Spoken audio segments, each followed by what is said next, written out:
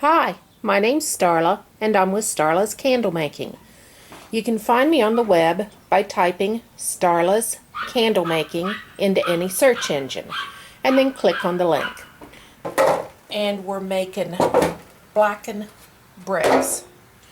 I poured these yesterday, and how I got this color was to use a true black color block, but I still put in a little bit of brown.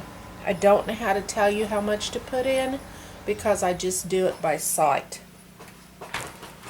And we've used 44, 24, 18 zinc wicks. We used 3 aluminum pans. I believe these were wherever. I got them at either the flea market, an antique shop, a yard sale. I really don't remember. I've had them for so long. I've got more, but I'm just doing 3 of these today. But the reason I like them is because they will pit the candles and give it a very rustic look. I'm going to try and give you a close-up of that so you can see the pits, because it looks really nice when you get the cinnamon on it. See? Makes it look even older, more antique. So these, when they're finished, are about 3 pounds of wax each. I'm going to drill holes in these to thread the wick through. I'll see if I can move this a little closer. I got a lot of background noise today. The neighbors are putting on a new roof. The people across the street are out. But it's summer and this is life. Okay.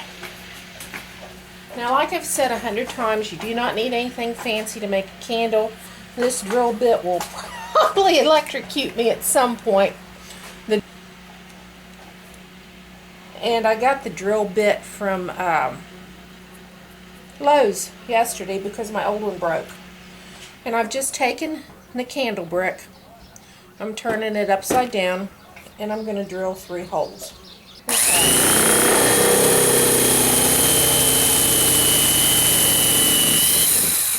The reason I do it like this is to ensure that my wicks are always straight.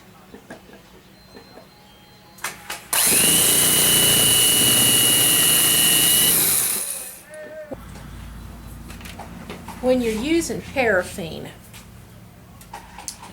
and you've poured your candle and it's cooling, it will shrink up. And what that does is draw the wick down in and make it snake. This will assure that I have a perfectly straight wick.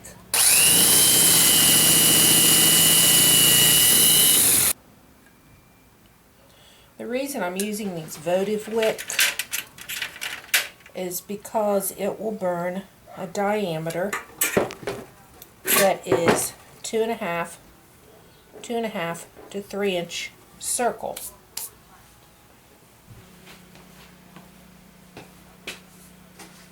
And I don't know if you can see that there, but this candle is about 3.5 inches wide.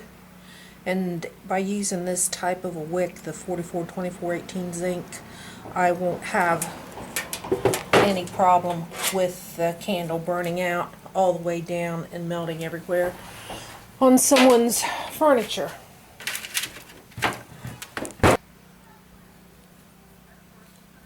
This would have been, see how that would have fit down in there?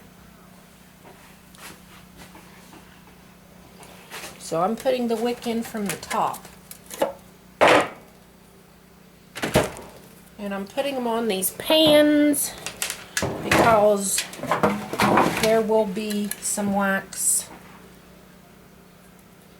that runs out through these holes I've drilled.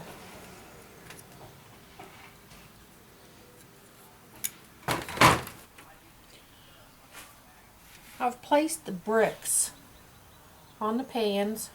I got the wax melted, added the scent, And now I'm just going to pour some wax in here, just a little bit, to help seal the holes.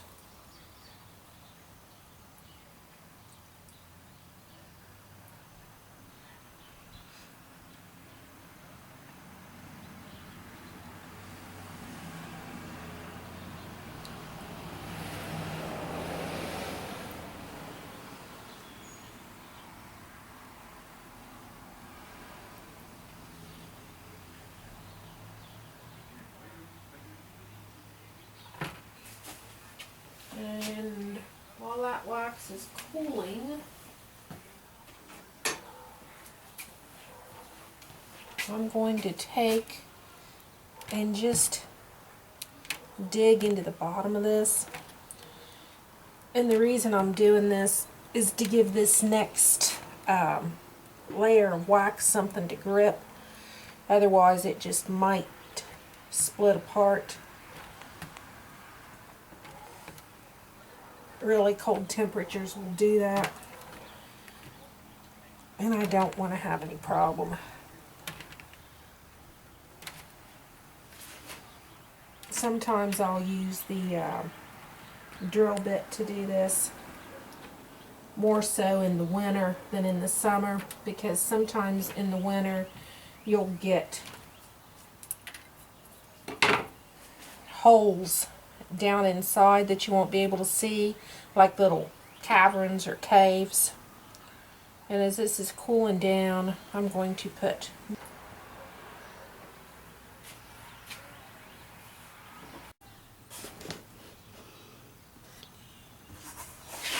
I've poured wax into the bottom of the bases and covered up the wick holes, but you still want a flat candle when you set it down.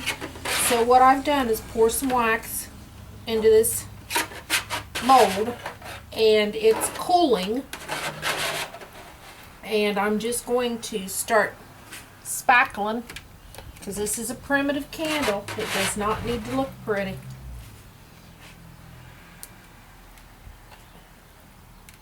And this way my candle will have a flat bottom. I don't know if this is how everybody does it, but this is how I do it.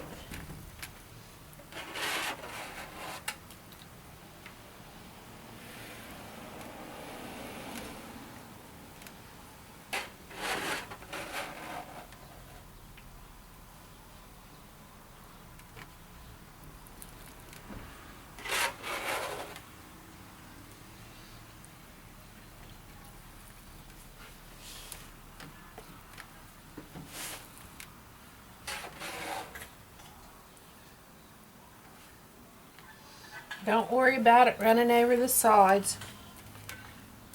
It's not going to hurt a thing.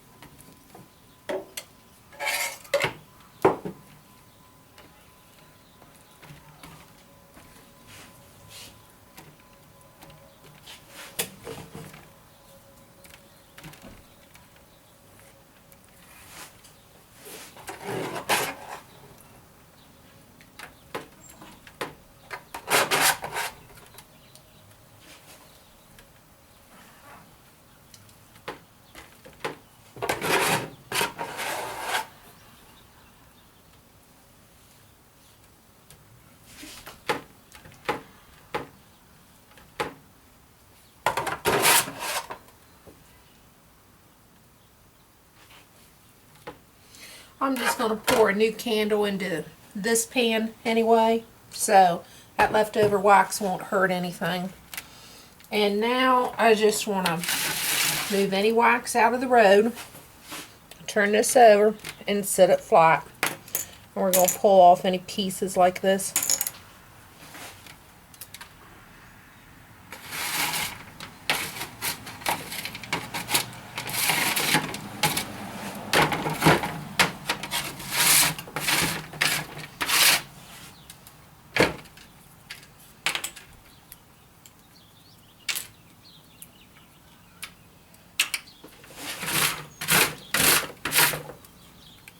Whoops, I stuck my finger in that.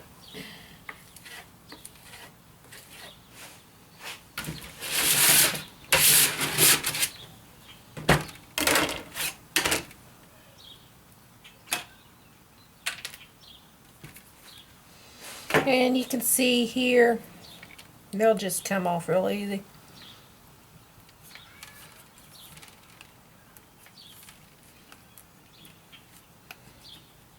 I need to let those cool on the bottom, and we'll get them dusted.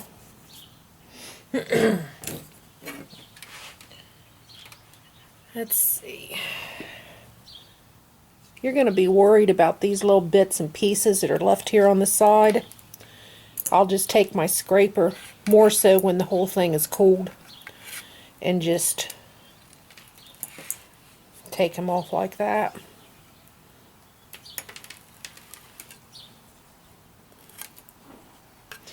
But any real problems you have will be covered up by the cinnamon. And we want a primitive look. So this bit of stuff here on the side isn't hurting anything. Same thing with this one.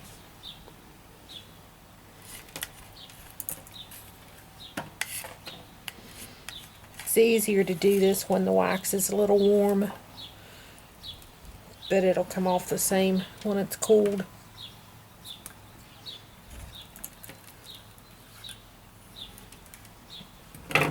Okay, I'm going to let them cool down, and I have a bag of cinnamon. I'm going to take and just give these a brush. Get off any excess wax. And just straighten them up a little bit.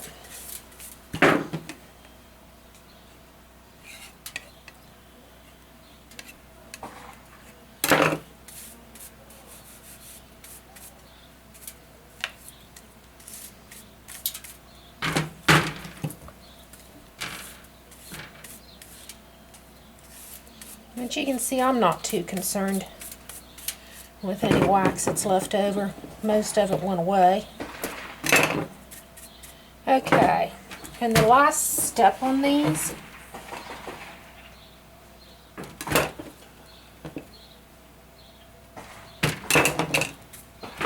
is to sprinkle them with cinnamon.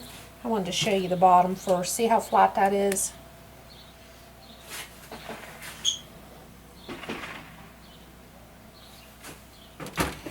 Is to sprinkle them with cinnamon.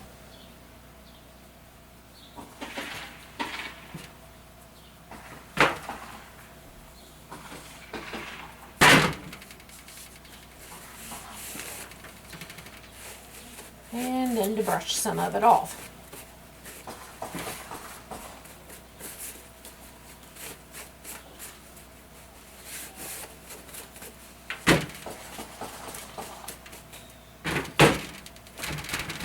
And you can do this however you like. Some people like a lot of cinnamon, some people don't like very much cinnamon.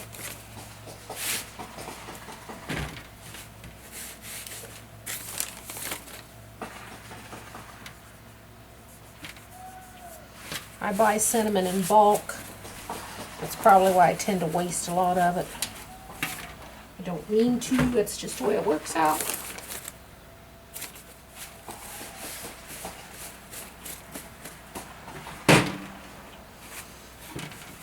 This isn't something you want to be perfect with.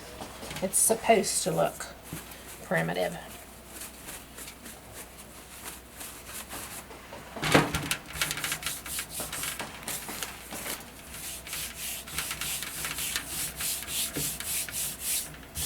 Getting them pits really looks nice.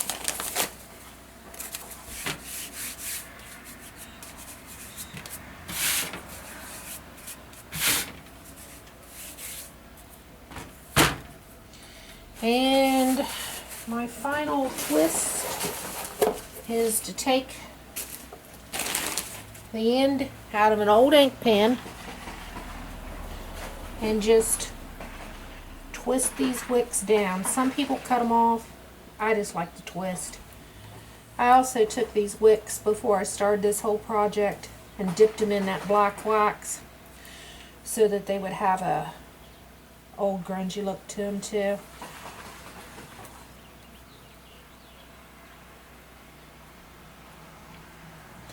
Now we're just rolling them down.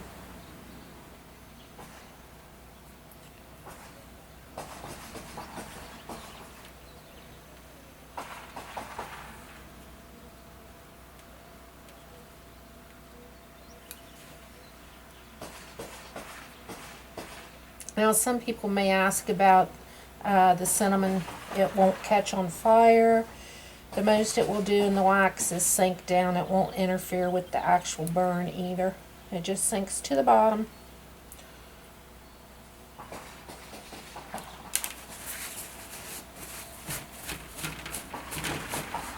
The fingerprints will be nice on it, and I'm going to see if I can take these outside and get you the final part of the primitive blackened brick is to wrap it. I'm using Reynolds Food Service film 905. You just need a wrap that clings really well, basically. Some people don't even wrap these for the craft malls.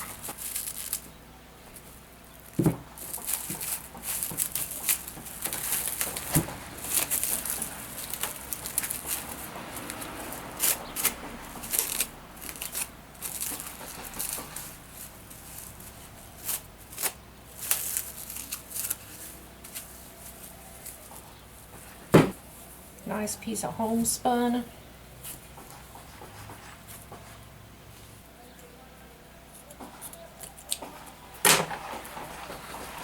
And there you have it. Ready for the craft mall.